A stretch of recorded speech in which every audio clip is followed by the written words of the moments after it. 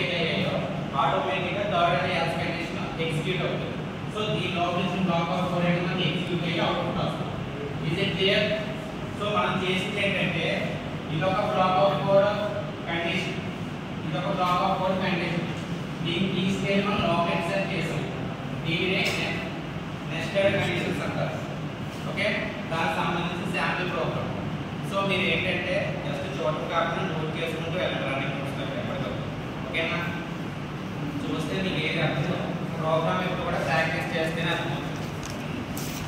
So next statements కానీ relational operators కానీ logical operators ఒకసారి స్టేట్మెంట్ కండిషన్ ట్రూ అయితే ఆ లోపల బ్లాక్ ఆఫ్ కోడ్ ఒకసారి మాత్రమే ఎగ్జిక్యూట్ అవ్వదు. బట్ మనకి ఏంటంటే కండిషన్ ట్రూ అయినంత వరకు ఆ లోపల బ్లాక్ ఆఫ్ కోడ్ అనేది రిపీటెడ్గా మనకి ఎగ్జిక్యూట్ అవుతూ ఉండాలి. ఎంతసేపు అది ట్రూ అయ్యాను ఇక్కడ మనకి కండిషన్ ట్రూ అయితే ఒక్కసారి మాత్రమే ఎగ్జిక్యూట్ అవుతుంది ఇందులోని కండిషన్ స్టేట్మెంట్స్. బట్ లూప్స్లో ఏంటంటే ఇక్కడ కండిషన్ ట్రూ అయినంతసేపు ఈ బ్లాక్ ఆఫ్ కోడ్ రిపీటెడ్గా ఎగ్జిక్యూట్ అవుతూనే వస్తుంది. సో దాన్ని ఏంటంటే లూప్స్ అంటారు. అంటే కండిషన్ ట్రూ అయినంతసేపు ఆ లూప్లో తిరుగుతూనే ఉంటుంది. ఆ బ్లాక్ ఆఫ్ కోడ్ ఎగ్జిక్యూట్ అవుతూనే వస్తుంది 1 by 1 1 by 1 1 by 1. అదేంటంటే ఇన్ఫైనైట్ లూప్ వరకు వెళ్తుంది. బట్ ఈ కండిషన్ అనేది ఏంటంటే ఎంతవరకు మనకి ట్రూ అవ్వాలన్నది కూడా మనం ఇవ్వచ్చు.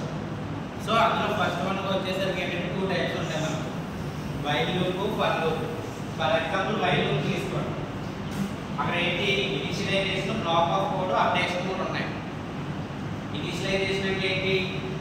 Termination condition. అంటే ప్రీవియస్గా మనం ఇఫ్ ద బ్లాక్ కండిషన్ రాస్తాం a is greater than b అంటే సమ్ 1 is greater than 3 అనుకుందాం. సో ఏంటి 1 is greater than 3 అంటే మనకి ఎన్ని వాల్యూస్ వస్తాయి?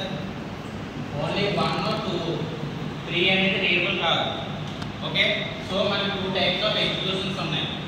సో వైల్ లూప్ లో వచ్చేసరికి ఏంటంటే ఇనిషియలైజ్ చేస్తాం. ఫస్ట్ మనం ఒక వేరియబుల్ క్రియేట్ చేసి ఆ టెర్మినేషన్ కండిషన్ లో ఆ లూప్ ఎంతసేపు